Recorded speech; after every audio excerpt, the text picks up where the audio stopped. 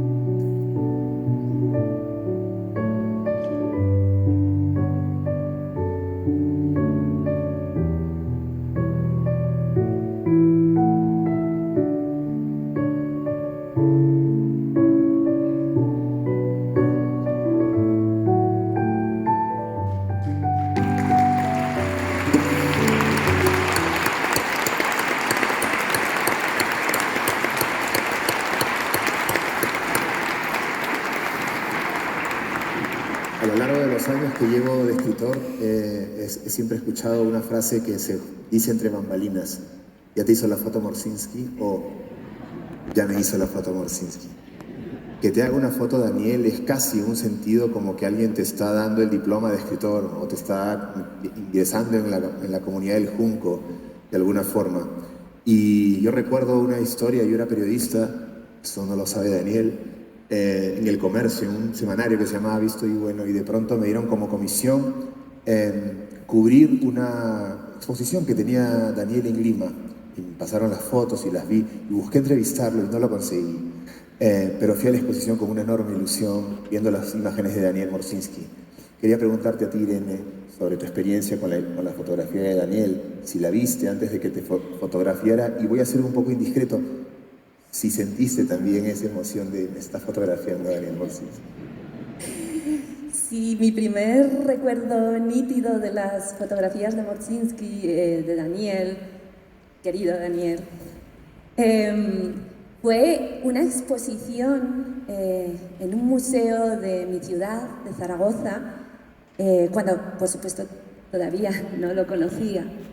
Fui a verla con Enrique y con mi hijo Pedro, muy niño, muy recién nacido, cuando estaba escribiendo El infinito en un junco.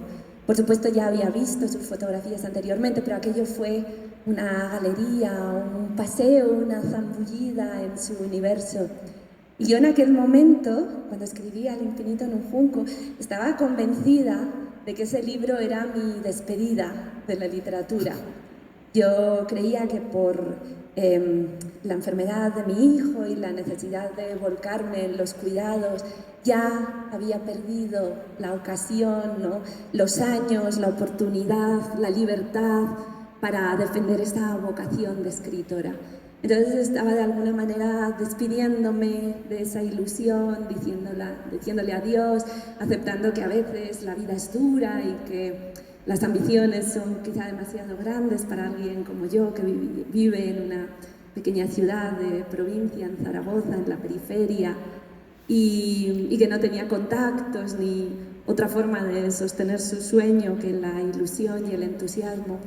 Iba por esa galería mirando con esa mezcla de maravilla y un poquito de envidia y esa proyección de lo que yo hubiera querido ser, pero ya estaba terminando, y pensaba en lo afortunados que eran todos aquellos que habían posado para Daniel, y pensaba que era también un ritual de despedida.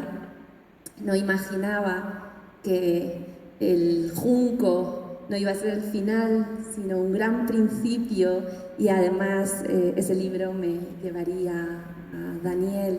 Y la verdad es que es una experiencia maravillosa conocerlo con toda la expectativa acumulada, con todo el sentimiento de ritual y de mito que lo rodea, pero que luego al conocerlo personalmente se convierte en un flechazo inmediato, porque Daniel es sobre todo un gran lector, alguien con quien inmediatamente te entregas porque sabes que ama la literatura y la lectura más que nadie.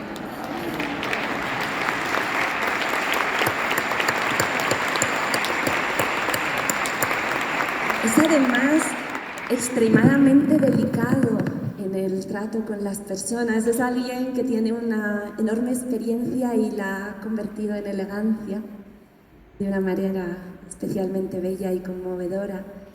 Y además, ustedes han visto ahora las imágenes, se habrán fijado en que no cae en el tópico de retratar habitualmente a los escritores en su mesa, rodeados de sus libros, sino en lugares insólitos, en caminos, en calles, en canchas de fútbol, junto al mar, en volcanes, en autobuses, en carros, en habitaciones de hotel, en habitaciones impropias, ¿no? en esos lugares transitorios de paso, que son un poco como son también los libros, ¿no? Esas habitaciones, esos espacios donde vivimos durante un tiempo y tenemos que explorarlos y conocerlos y hacerlos nuestros, pero sabemos que se acabará el libro y saldremos de esa estancia provisional y pasajera y buscaremos otra y conoceremos ese lugar. Y entre esa incomodidad y esa extrañeza nace la posibilidad del juego. Porque las fotos de Daniel son siempre líricas y lúdicas. Y incluso nos lleva a salir de tal manera del personaje que a veces acometemos riesgos y extravagancias que nunca pensaríamos solo porque la sugerencia brota de su boca. El resultado, ya lo han visto, siempre justifica la travesura, el caminar a veces sobre el hilo de alambre, porque en definitiva Daniel, mi querido Daniel, ya mi amigo, antes mi admiradísimo fotógrafo, es a través de las miradas y los rostros de todos esos escritores que han configurado nuestra imaginación y esas otras vidas paralelas que hemos vivido en los libros, él es el retratista de los sueños.